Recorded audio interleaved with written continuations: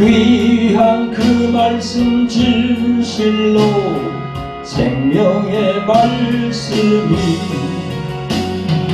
나의 길과 믿음 밝히 보여주니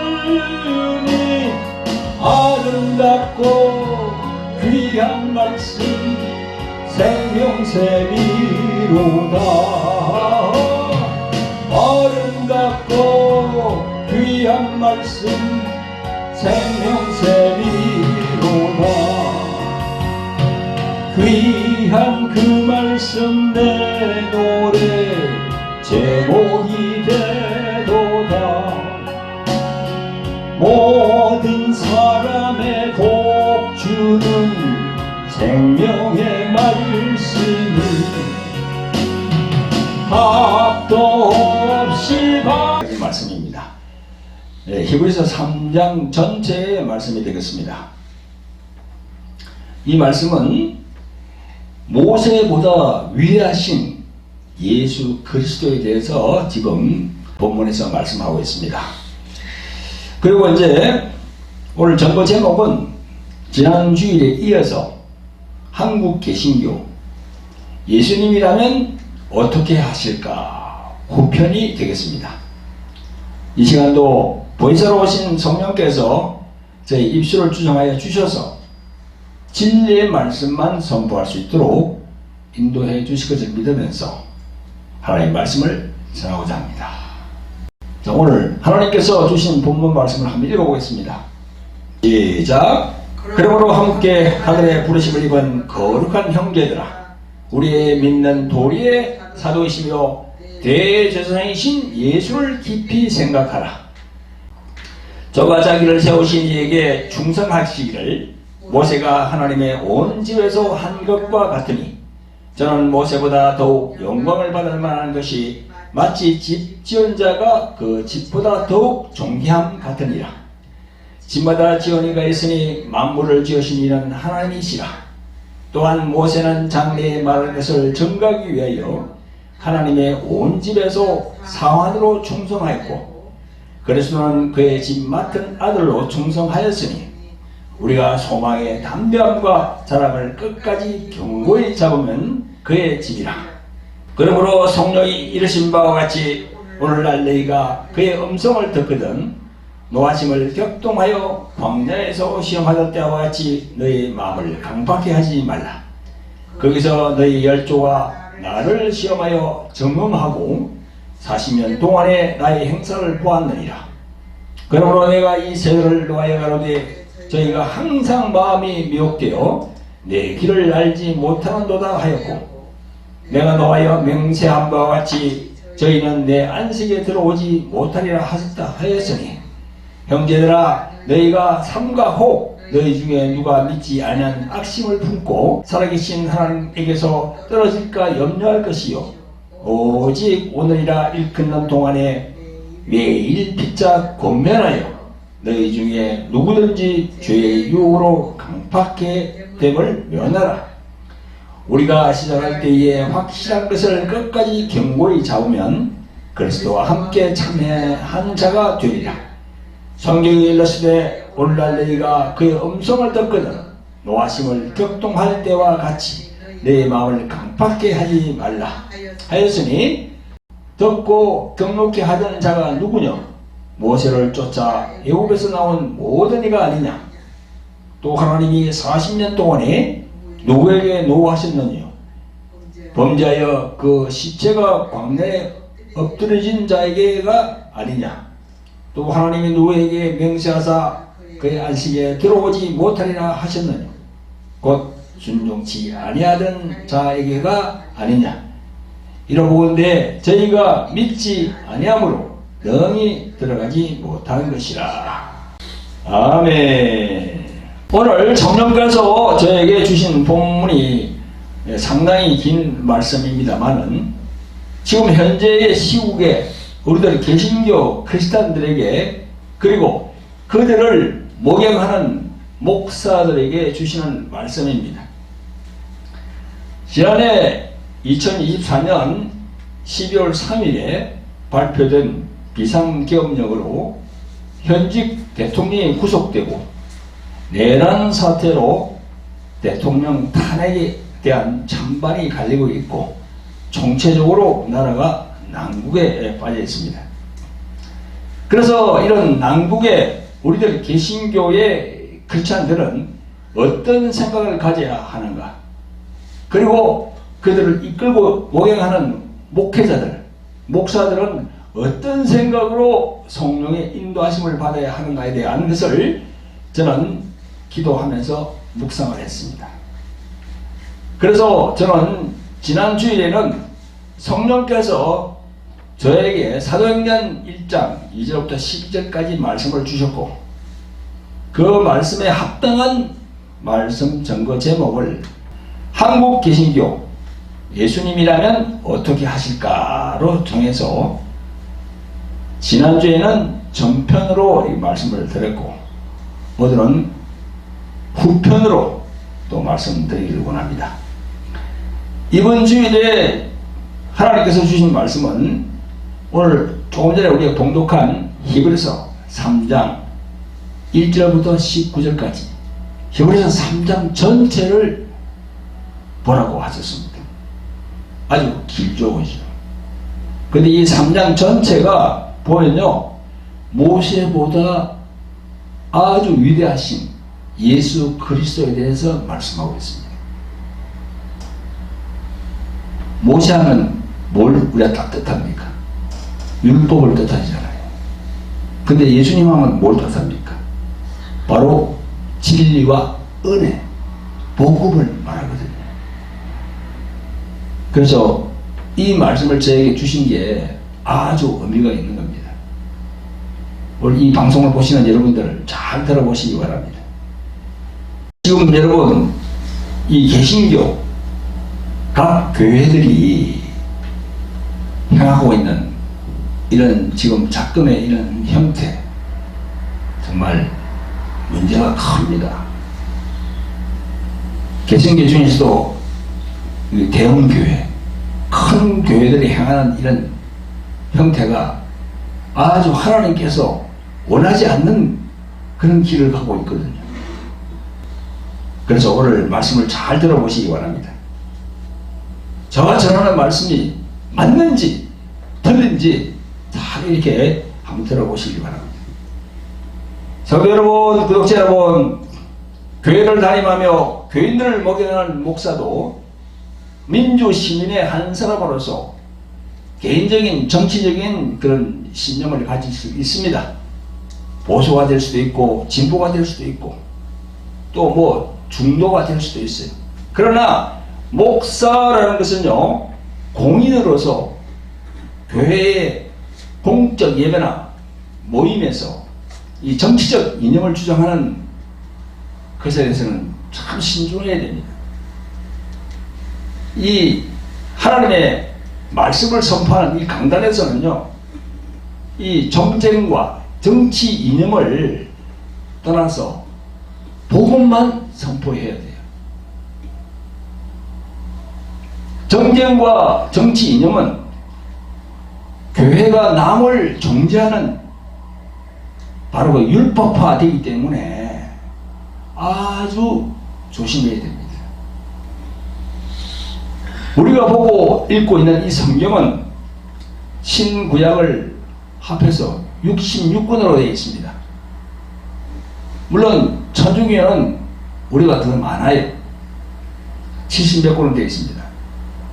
그래서 저희들은 구약은 39권, 그건 바로 율법을 상징하는 거고, 신약 27권, 그건 복음을 상징합니다.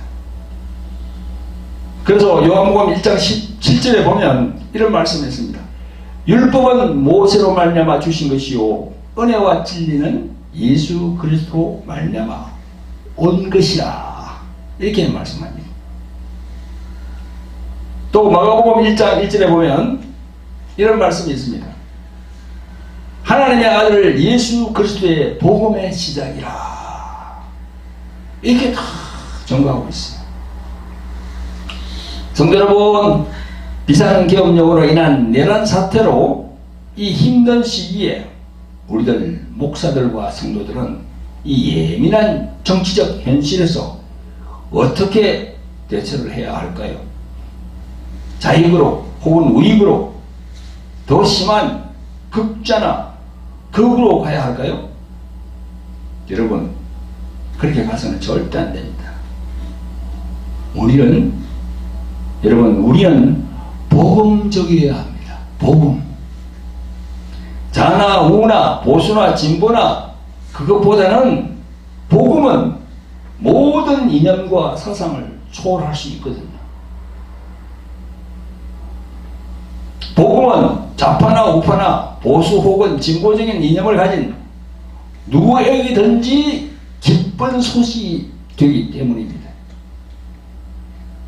지금 개신교 일부 교회에서, 서울 광화문에서, 또 여의도에서 개신교 목사들이 정치 집회를 하면서 태극기와 또 성조기를 들고 그런 정치 집회를 하고 있습니다.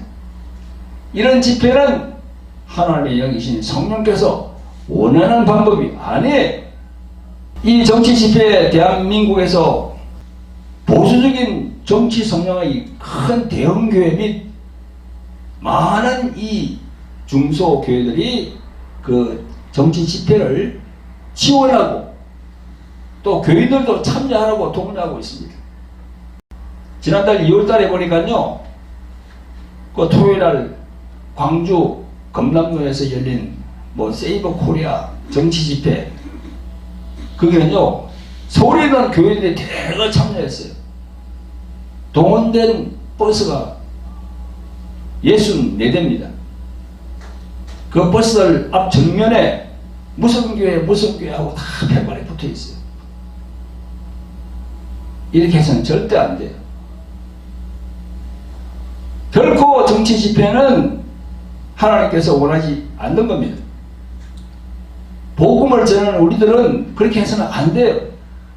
그렇게 하면 복음이 전해질 수가 없습니다.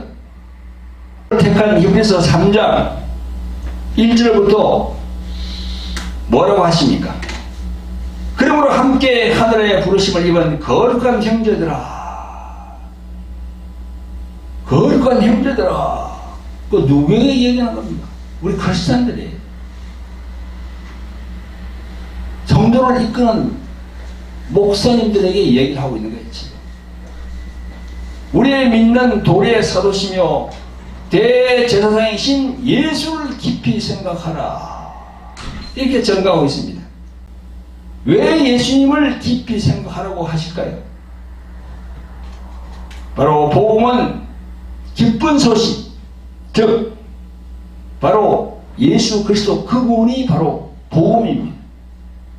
그래서 마가복음 1장 1절에 하나님의 아들 예수 그리스도의 복음의 시작이라, 이렇게 전가하고 있습니다.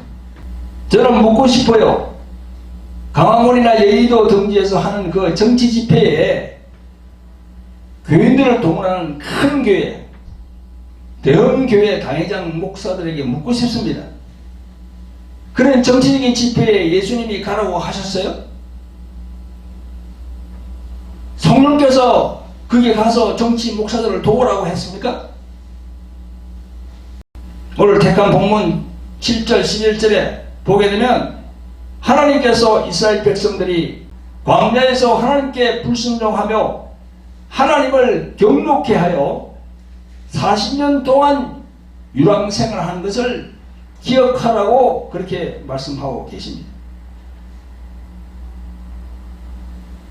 한국의 개신교 대형교회, 큰 교회 목사들은 정말 제대로 분별해서 회개하고 돌아서야 됩니다. 엉뚱한 길로 많은 자기의 그 교회 교인들을 이끌고 가는 그걸 멈춰야 됩니다. 절대 하나님이 원하지 않는 거예요. 그렇게 계속하면은 그 당회장 목사에도 하나님의 징계가 임합니다. 징벌이 임합니다.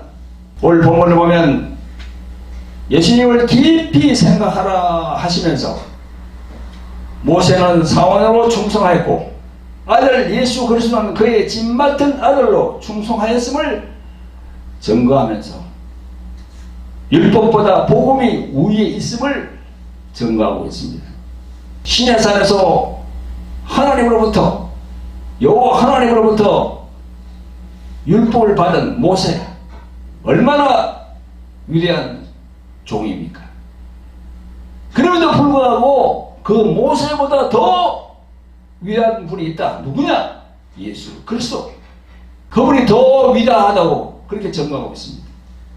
그러시면서 7절부터 보면, 그러므로 성령이 이르신 바와 같이 오늘날 너희가 그의 음성을 듣거든 노하심을 격동하여 광야에서 시험하던 때와 같이 너희 마음을 강팍하게 하지 말라. 거기서 너희 열조가 너를 시험하고 증언하고 40년 동안에 나의 행사를 보았느니라. 여러분, 이 시대에도 옛적 이스라엘 백성들이 광야에서 여호와 하나님을 시험한 것처럼 그렇게 행동하고 있습니다. 하나님의 복음, 즉 기쁜 소식을 전하는 일과는 전혀 관련이 없는 정치 집회의 일들을 하면서 하나님을 시험하고 있는 겁니다. 우리는 구약의 이스라엘 백성들이 광야에서 하나님을 시험하고 정험한 사실들 때문에 여호와 하나님의 호된 징벌이 있었음을 기억해야 합니다. 오늘 본문 10절에 그러므로 내가 이 세대를 노하여 가로되 저희가 항상 마음이 미혹되어 내 길을 알지 못하는도다 하였고, 내가 노하여 맹세한 바와 같이 저희는 내 안식에 들어오지 못하리라 하셨다 하였으니, 안식에 들어오지 못한다. 이 안식에 들어오지 못한다가 무슨 말입니까? 무슨 의미예요? 천국 못 간다는 겁니다.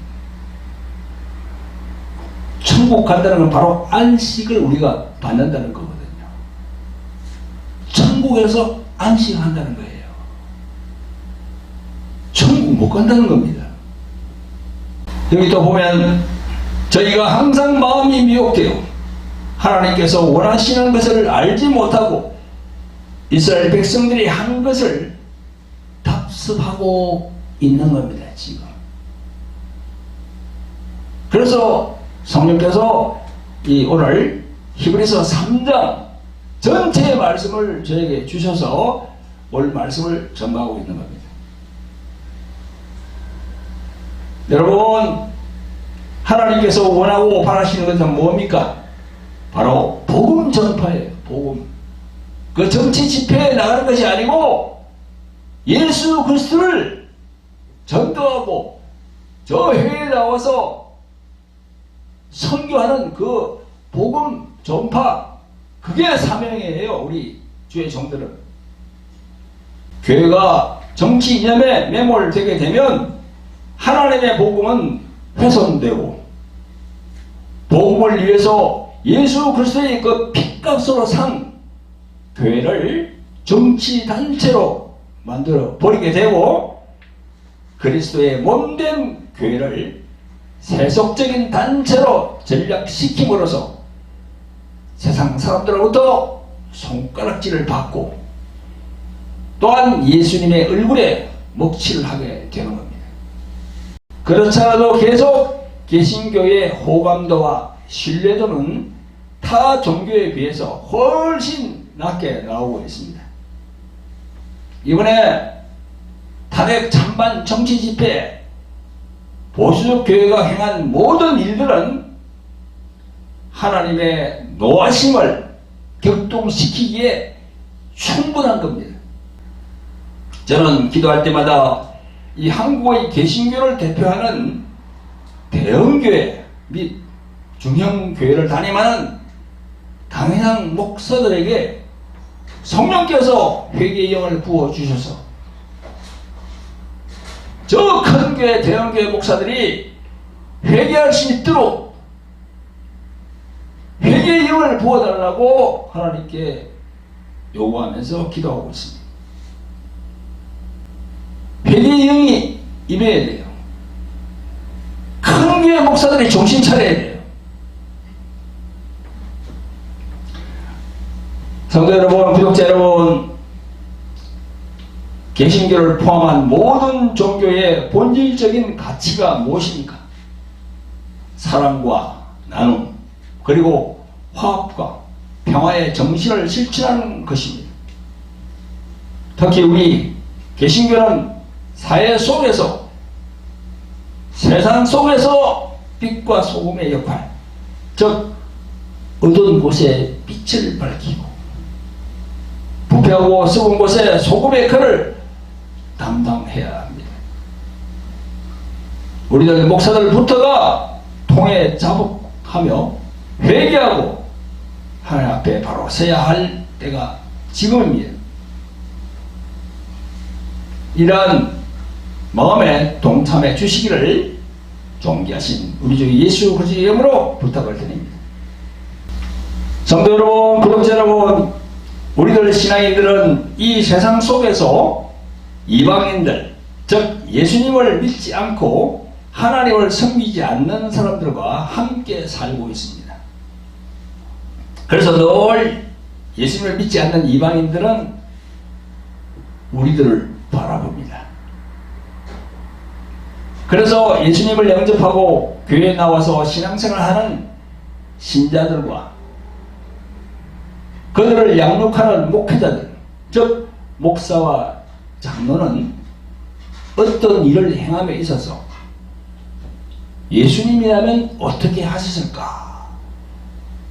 이 부분을 늘 생각해야 돼요. 예수님이라면 어떻게 행동하셨을까? 이걸 생각해야 돼요. 여러분, 예수님의 지상 명령이 무엇입니까? 복음을 전하라 라는 것이 그 예수님의 명령이에요. 여러분, 마가복음 16장 15절에서 부활하신 예수님께서 11 제자가 음식을 먹을 때에 다 나타나셔서 말씀하십니다. 너희는 온 천하에 다니며 만민에게 복음을 전파하라 라고 하셨어요. 교회는 오로지 복음 전파 사명에 목숨을 걸어야 합니다. 교회가 예수께서 말씀하신 복음 전파의 사명을 제쳐놓고 정치 이념에 빠져 있는 것이 그게 말이 되는 소리입니까? 그런 정치 집회에 이 대한민국에서 내놓으라 하는 그런 대형 교회들이 그런데 참여하는 것이 말이 되는 겁니까? 그게 성경적입니까? 예수님이 그렇게 하라고 했습니까? 그런 정치 이념을 고수하라고 예수님이 십자가에 달려서 우리를 위해서 피를 흘려주셨습니까? 정말 큰 대형 교회부터 작은 교회에 이르기까지 정신 차리고 회개하고 하나님의 말씀에 순종할 때가 왔습니다. 그렇게 하지 않으면 오늘 본문의 말씀처럼 징계가 임하고 징벌이 임하고 화가 임하는 겁니다. 모두들 정신 차리시기를 예수 그리스도의 이름으로 부탁을 드립니다. 성도 여러분, 구독자 여러분, 오늘 택한 본문 3장 1절에서 그러므로 함께 부르심을 입은 거룩한 형제들아, 우리의 믿는 도리에 서시며 대제사장이신 예수를 깊이 생각하라 라고 말씀하셨습니다. 우리 모두는 지금 신약 시대에 살고 있습니다. 바로 성경의 중심은 바로 예수 그리스도이십니다. 예수 그리스도의 사상과 예수 그리스도의 마음을 가져야 합니다.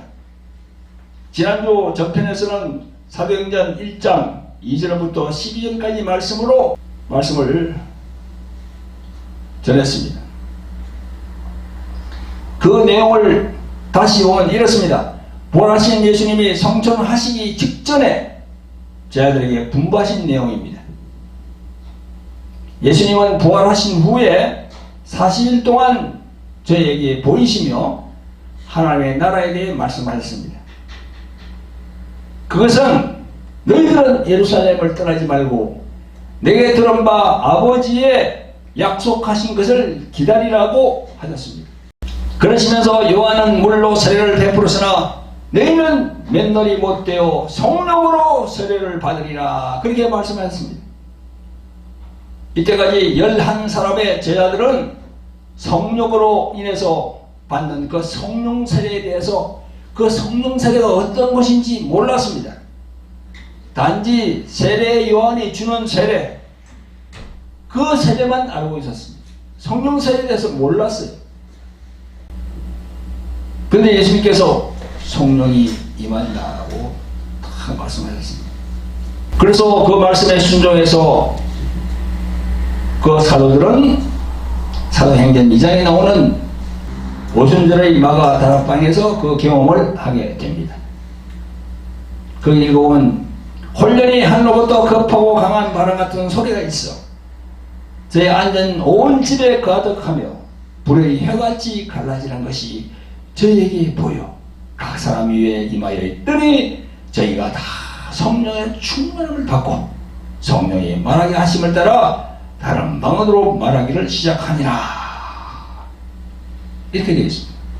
사도들은 아직 이런 성령의 충만함을 받기 전이었어요. 예수님이 말씀하실 때 그때는.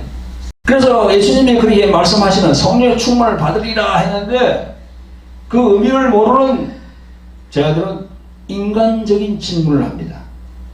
세상적인 질문을 하게 됩니다. 여러분, 지금도 마찬가지예요. 아무리 크고 멋진 대형 교회를 다니는 당회장 목사라도 성령의 충만과 성령의 기름 부음을 받지 않으면은 이때의 제자들을 같이 세상적으로 생각하게 되는 겁니다. 모든 일을 하늘의 일로 보지 않고 세상 일로 본다는 거지요. 그래서 6절에 보면 저희가 모였을 때에 예수께 묻자 가로되 주께서 이스라엘 나라를 회복하실 때가 바로 지금입니까? 하고 묻습니다. 이 성령의 충만을 받지 않은 때거든요. 지금 이게 오순절 마가 다락방 성령이 임하실 그때가 아니고 그 전이거든요. 그냥 몰라요. 항상 세상적으로만 생각하는 거예요. 이 제자들의 질문은 어떤 의미입니까? 다시 말해서 이스라엘이 로마 제국에게 지금 지배를 받고 있는데 고통을 당하고 있는데 언제 메시아의 왕국이 도래하고 언제 이스라엘의 다윗 왕 때와 같은 그 전성기가 옵니까? 바로 지금이 그때입니까? 그렇게 물어봤습니다. 다분히 제자들의 결론은 현실적이고 정치적인 그런 좁은 시경으로 바라본 거예요. 이때 예수님이 뭐라고 했습니까? 그 제자들을 선동해서 야 너희들이 무슨 당을 만들어 어떤 단체를 만들어 그래서 정치적으로 투쟁을 해 그렇게 했어요? 그렇게 했습니까? 안 했습니까? 지금 본문에 그런 구절이 없습니다. 예수님은 아주 냉정하고 단호하게 말씀하셨습니다. 때와 시기는 아버지께서 자기 고난에 주셨으니 너희의 알 바 아니요 오직 성령을 받고 예루살렘과 온 유대와 사마리아와 땅끝까지 이르러 내 증인이 되리라 라고 하셨습니다. 무슨 당을 만들고 무슨 정치 집회를 하고 투쟁을 하라 그렇게 말씀하신 게 아니고 성령에 대해서 말씀하셨어요. 성령. 오직 성령을 받고 예루살렘과 온 유대와 사마리아와 땅끝까지 이르러 내 증인이 되라. 그 말씀을 하신 겁니다. 예수님은 그런 문제에 대해서는 관심을 가지지 말라. 하나님의 경륜에 의해서 진행될 것이기 때문에 너희들이 그런 염려를 할 게 없다. 그런 말씀입니다. 지금 너희가 관심을 가질 것은 바로 오직 성령을 구하라. 그리고 성령의 충만함이 임하면 그런 세상적인 정치적인 것에는 너희들이 관심이 없어진다. 오직 땅끝까지 복음만 전하는 그런 나의 정인이 될 것이다. 그런 말씀이에요. 여러분 그 당시에 예수님의 11 제자의 면면을 보면 정치적 성향이 다 달랐습니다. 지금 우리 한국에도 뭐 좌익, 우익, 보수, 진보, 뭐 중도, 뭐 경상도, 전라도 지방색을 따지고 이세년 전에도 그 당시의 제자들 중에는 친노마파도 있을 것이고 반노마파도 있을 것이고 온건한 사람, wak격한 사람, 보수파, 진보파 뭐 다양했겠죠. 그러면서 그 제자들도 정치적 이념이나 시국에 관한 견해도 각각 달랐을 것입니다. 실제로 내려오는 전언에 의하면 그 11제자 중에 셀로딘 시몬이라는 사람이 있는데 그 사람은 그 당시에 로마 제국과 대항하여 싸우는 정치적인 열심 당원이었다고 지금 전언이 내려오고 있어요. 성도 여러분, 구독자 여러분, 성경을 읽어보면 성령 세례를 받기 전에는 제자들끼리 누가 크냐 서로 다투기도 하고 뭐 예수님의 좌편 우편에 앉아서 세상적인 영광을 그런 구하는 그런 제자들이 있었습니다. 그런 세상적인 사람들이야. 근데 그런 제자들이었는데 예수께서 성천하시기 전에 분부하신 말씀에 순종하여서 사도행전 2장에 나오는 그 마가다라 학방에 모여서 다 기도하는 중에 성령께서 임하셔서 성령의 충만을 받게 되는 것입니다. 성령의 인치심을 강력하게 받고 성령의 충만을 받은 이후에는 그 제자들의 각자의 정치 이념이나 시국을 바라보는 눈이 완전히 달라졌어요. 오로지 복음, 오로지 하나님의 나라를 전파하는 일에 한 마음이 되었습니다. 나중에는 예수 그리스도의 복음 전파로 인한 핍박을 받았어. 다 그들이 귀한 목숨을 바쳤습니다. 그래서 순교자가 되었어요. 이런 제자들의 정신을 우리는 이어받아야 합니다. 사도행전 2장의 성령 강림 이후에 2000년이 지난 이 시점에서 생각해 볼 때 우리들은 그 연장선에 서 있다고 할 수 있습니다. 2025년 지금 현재의 시국을 대비해 보면 예수님의 제자들이 성령 받기 전과 성령 받은 후가 다른 것처럼 이 시대에도 두 부류가 나눠져 있어요. 지금 이 시대에도 그렇다고요. 신학교를 졸업하고 목사 안수를 받은 목사라도 두 부류가 딱 생겨요. 참 신기하죠. 그런데 중요한 것은 예수님의 말씀에 순종해서 성령을 체험한 그런 부류가 아주 적어요. 반대로 세상적인 정치적인 것에 그런 관심을 가지고 있는 복음에는 관심이 없고 예수님이 시하는 일에 종사하는 목사들과 그들을 따르는 신자들이 훨씬 많다는 겁니다. 지금 성령을 안 받았으니까. 성령을 안 받으면 이 성경에서 뭘 말씀하는지를 몰라요. 그냥 지식적으로 머리로만 알고 있단 말이죠. 이 교회 간판을 내세우면서 정치성을 띠게 되면 복음은 변질이 되게 되어 있습니다.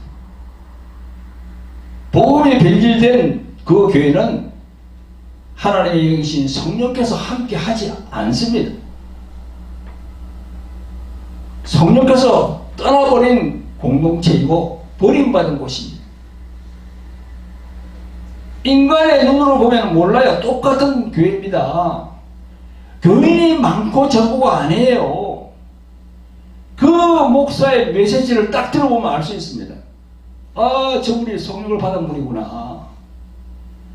지금 매주 토요일 되면 서울 광화문이나 또 여의도에 목사들이 나와서 뭐 애국운동한다고 난리들입니다. 그런 애국운동하라고 예수님이 십자가에서 피 흘려 죽으셨습니까? 이런 곳에는 성령께서 탄식하시고 근심하십니다. 너희들이 그럴 때가 아니다. 탄식하시는 거예요. 근심하는 거예요. 그게 바로 불순종입니다. 그 불순종이 계속되면 그 다음에 무엇이 옵니까? 징계가 와요. 징계가 계속 오면 어떻게 됩니까? 징벌이 옵니다. 그 개인에게도 징벌이 오고 더 나아가서 우리 한국 전체에 또 징벌이 오게 되는 겁니다. 이스라엘의 역사가 다 그래요. 이스라엘 백성들이 하나님의 방법대로 하나님께 순종하지 않을 때는 그 옆에 있는 다른 나라, 큰 나라를 동원해서 그 이스라엘을 막 징계를 합니다. 전쟁이 벌어지게 해서 많은 사람들이 죽어요. 이스라엘 백성들이. 우리 구약을 보면 다 알고 있습니다. 구약 내용이 그렇게 되어 있어요 지금. 그래서 우리는 예수님이라면 이런 상황에서 어떻게 행동하실까를 늘 생각해야 되는 겁니다. 마가복음 1장 1절 3절에서 이렇게 말씀하십니다. 하나님의 아들 예수 그리스도의 복음의 시작이라. 선지자 이사야의 글에 보라. 내가 내 사도를 내 앞에 보내노니 저가 내 귀를 예비하리라. 광야에 외치는 자의 소리가 있어 가로되 너희는 주의 길을 예비하라. 그의 첩경을 평탄케 하라. 이렇게 말씀합니다. 우리의 주의 종들 목사와 장로는 광야에서 즉 세상에서 복음을 외치는 복음 전도자들입니다. 주의 길을 예비하고 그의 첩경을 평탄케 하는 복음 전도자들입니다. 한시도 그 사명을 잊지 마시기를 예수 그리스도의 이름으로 부탁을 드립니다. 아멘. 성도 여러분, 구독자 여러분, 예수님은 누가복음 20장 25절에서 말씀하시기를 그런즉 가이사 것은 가이사에게 하나님의 것은 하나님께 바치라 그렇게 말씀하셨어요. 이 가이사가 뭡니까? 황제야, 황제. 줄리우스 시저. 요걸 하면 시저거든요. 이 가이사가 황제라는 거예요.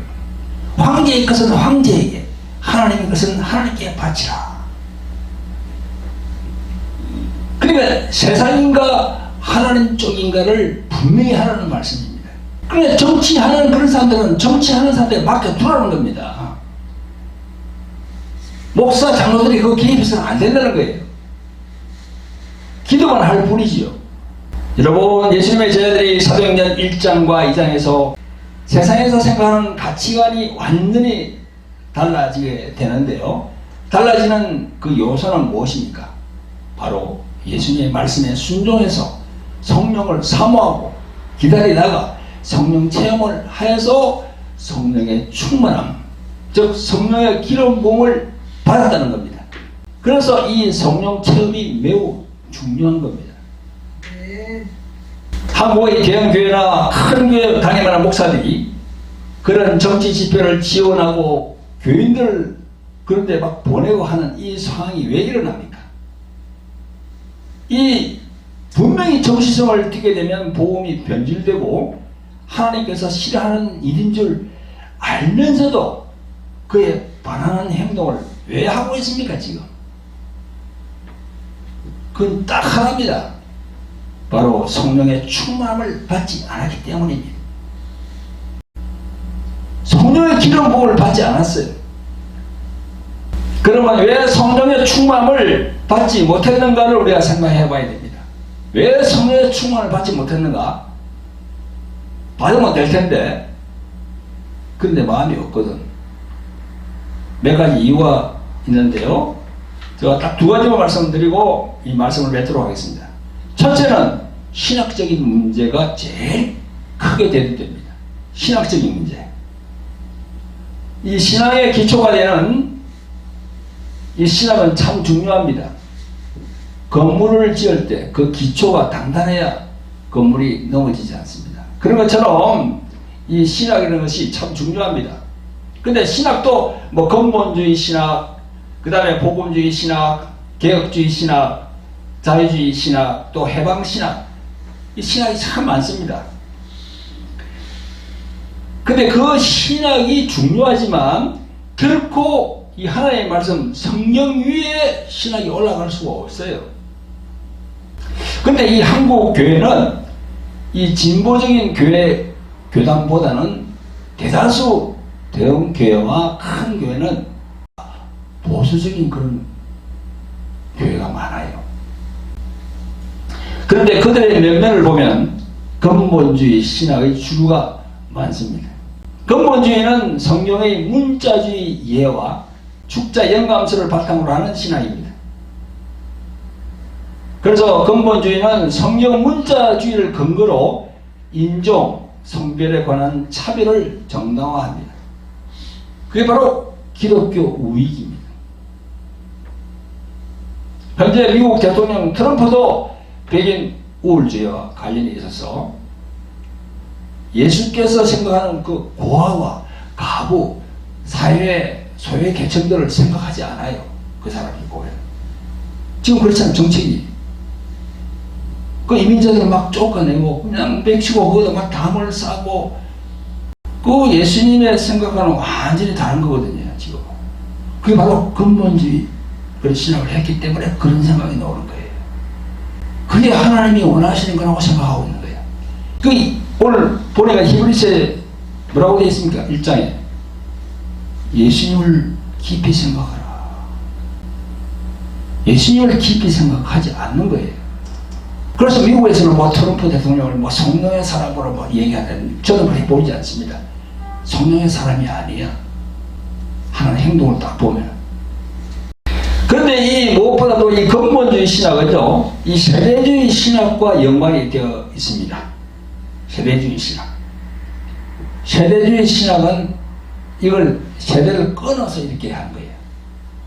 그러니까 아담 시대부터 이렇게 뭐 아브라함 시대까지, 또 아브라함에서 모세까지, 모세부터 또 예수님까지, 또 예수님 이후 시대 이렇게 끊어서 이렇게 하는 게 세대주의 신학인데요. 이 세대주의 신학은 성령의 은사를 인정하지 않아요. 자기들 그걸 보면요, 2000년 전에 사도행전에 있던 그거는 그때 당시에 끝났다는 겁니다. 성령의 역사는. 지금은 이 말씀만 있으면 된다는 거예요. 말씀 위주예요. 그래서 성령의 은사를 인정하지 않습니다. 성령의 역사는 초대교회 사도행전에서 끝났고, 지금은 성경책 한 권이면 족하다고 그렇게 얘기하고 있습니다. 말씀 위주의 신학이라고 할 수 있죠. 그래서 미국의 대표적인 목사는 존 메가더 목사. 그분의 설교를 보면 유튜브 다 나오잖아요. 딱 들어보면 딱 그거예요. 또 한국의 사랑침례교회의 정동수 목사. 이분도 설교를 들어보면 딱 그거예요.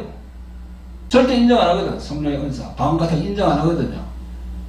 그리고 찬양할 때 이 찬송을 한 곡 틀으라고 계속 틀으라는 거. 그거 왜 그렇게 하냐고.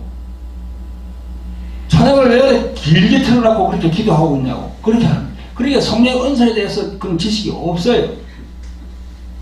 우리도 보니까 정동수 목사가 다니면은 사랑침례교회에서 이 버스로 많이 보내더라고. 그 정치 집회하는데 보니까. 여러분, 하나님의 말씀 성경을 보면요, 이른 비와 늦은 비가 나옵니다. 성경에서의 이른 비와 늦은 비는 여러 가지 영적 해석을 할 수 있습니다. 그런데 성령의 임하심, 초대교회 오순절 다락방에 임하신 것은 이른 비입니다. 이른 비. 이 비가 바로 성령을 의미하거든요. 성령을 불로 이렇게 비유할 수도 있고, 성령을 비둘기로 또 비유할 수도 있고, 또 비로도 비유할 수 있습니다. 초대교회 때 임한 오순절 다락방에 임하신 그 성령은 이른 비입니다. 지금 이 마지막 시대 늦은 비로 하나님의 경륜 속에서 이루어지고 있습니다.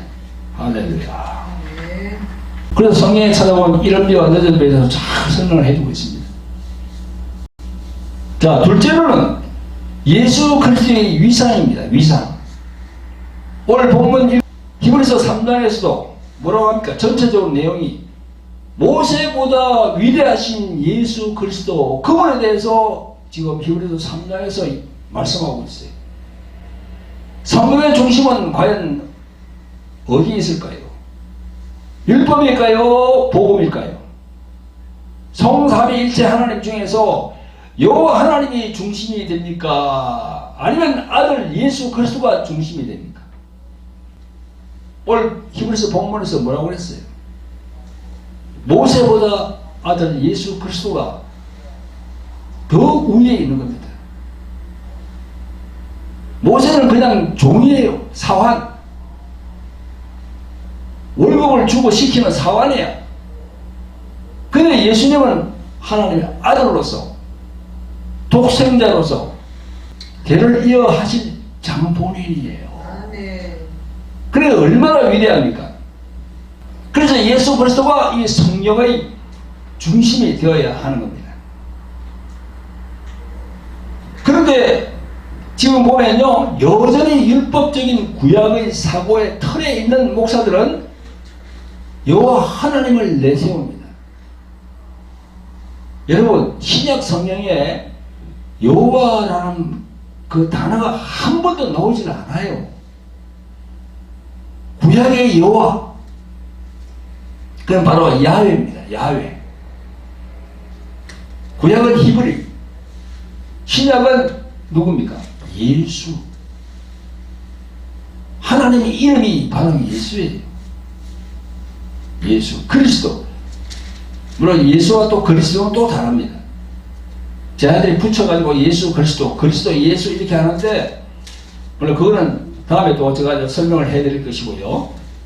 성경 전체의 내용은 바로 예수 그리스도, 그분에게 초점이 맞춰져 있는 겁니다. 요한복음 1장 1절도 개역 성경에는 태초에 말씀이 계시니라, 이 말씀이 하나님과 함께 계셨으니 이 말씀이 곧 하나님이시라 라고 되어 있어서, 이 말씀이라는 것이 무엇인가, 이 초신자들 또는 많은 신자들이 그 말씀이 뭐지, 말씀이 뭐지, 태초에 말씀이 계시니라, 그 말씀이 뭐지 하고 궁금증이 많습니다. 그런데 현대어 성경에 보면요, 요한복음 1장 1절을 이렇게 번역을 해놓은 걸 볼 수 있습니다. 요한복음 1장 1절, 우주가 존재하기 전에 말씀되시는 그리스도가 계셨다. 그분은 하나님과 함께 계셨으며 바로 그분이 하나님이셨다. 이래 예수 그리스도가 하나님이시라고. 그리고 빌립보서 1장 6절에서는 예수 그리스도를 하나님의 본체라고 말씀하시고, 골로새서 1장 15절에는 그는 보이지 아니하시는 하나님의 형상이요 모든 창조물보다 먼저 나신 자니, 그렇게 말씀하고 있습니다. 은혜 시대를 살고 있는 이 시대에도 여호와, 그 여호와에게 중심을 둘 것인가, 아니면 신약에서 예수 그리스도에게 중심을 둘 것인가, 그에 따라서 성령의 역사는 달라지게 되는 겁니다. 구약에 있는 여호와 하나님은 두려운 하나님이에요. 근데 신약에 예수님이 오심으로 해서, 하나님의 본체이신 예수님이 오심으로 해서 사랑의 하나님이 되는 겁니다. 십자가에서 피 흘리시고 우리를 위해서 죽으시고 부활하시고 지금은 저 하나님 우편 보좌에 딱 계시잖아요.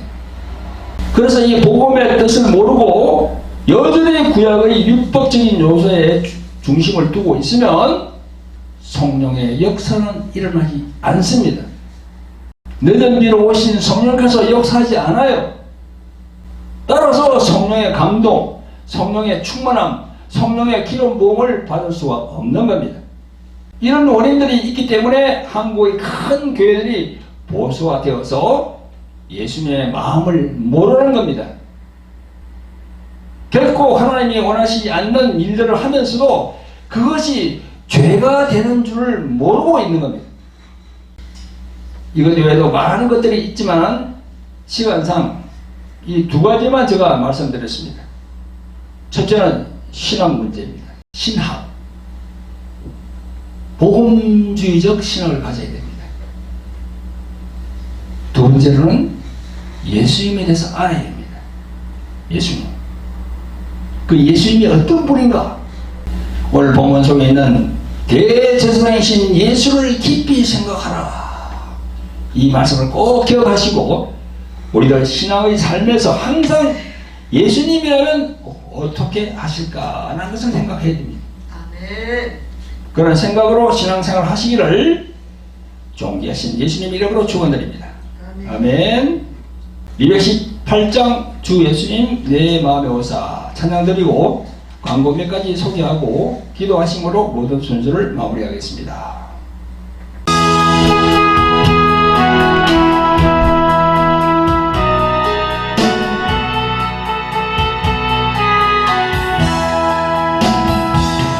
주 예수님 내 맘에 오사 날 붙들어 주시고 내 마음에 새 힘을 주사 늘 기쁘게 하소서. 사랑의 주 내 맘속에 찾아오사 은혜 사하시고 내 사랑만 고치소서. 할렐루야 할렐루야 아멘. 영광 허락받아 주시옵소서.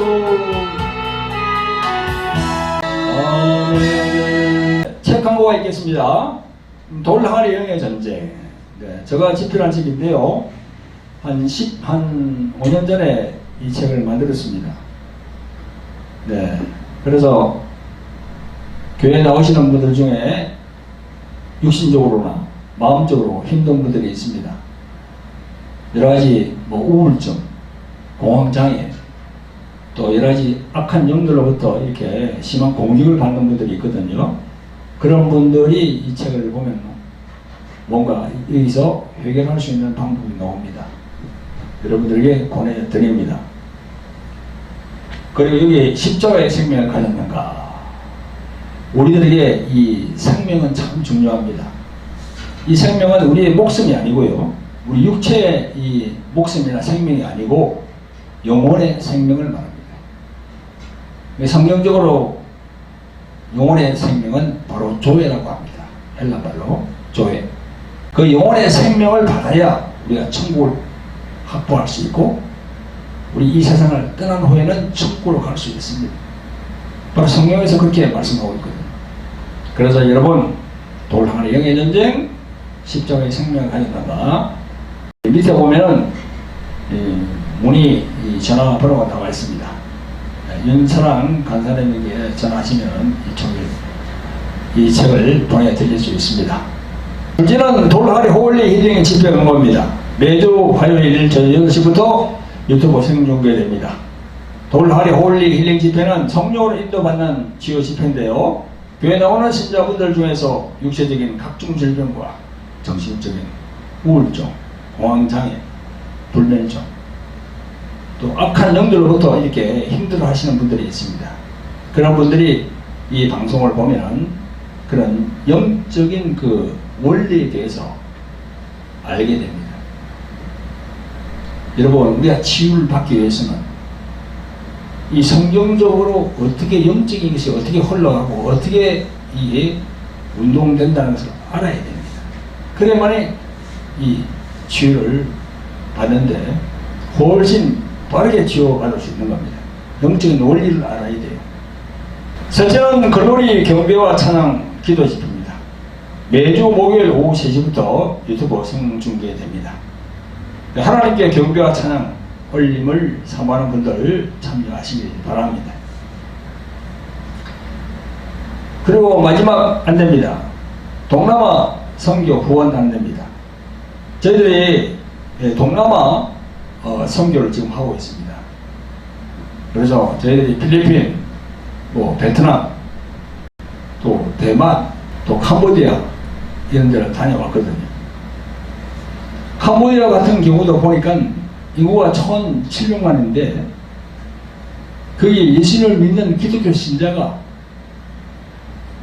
0.25%밖에 안 돼요. 1%도 안 돼요. 그래서 우리의 목사들,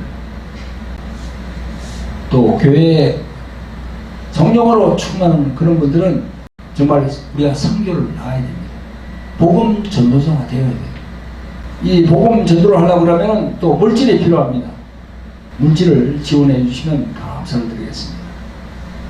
선교를 가고 싶어도 가지 못하는 분들이 많이 있습니다. 그럼 비행기를 타고 가야 되지요. 또 거기서 내려서 숙박을 해야 되지요. 또 거기 가서 거기 많은 사람들을 또 선물을 주면서 이렇게 복음을 전해야 되잖아요. 그러니까 그런 것도 다 물질이 필요한 거지.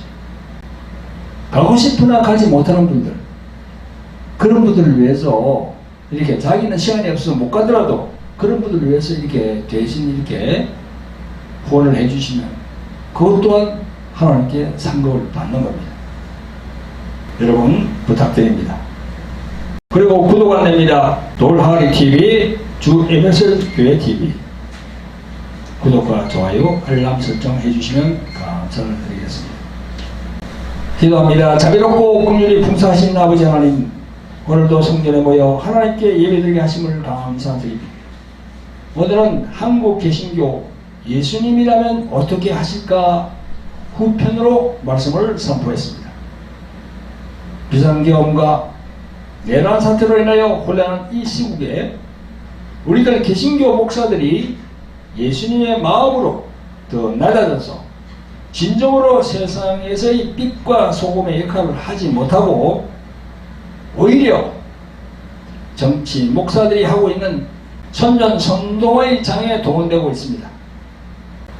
이 어려운 시기에 성령의 감동으로 예수님의 마음에 초점을 맞추어서 행하는 주의 종들이 될 수 있도록, 그들이 회개하고 바로 설 수 있도록 성령님 인도하여 주시옵소서. 도와주시옵소서. 우리를 구원하신 예수 그리스도의 이름으로 감사하며 기도합니다. 아멘. 아멘.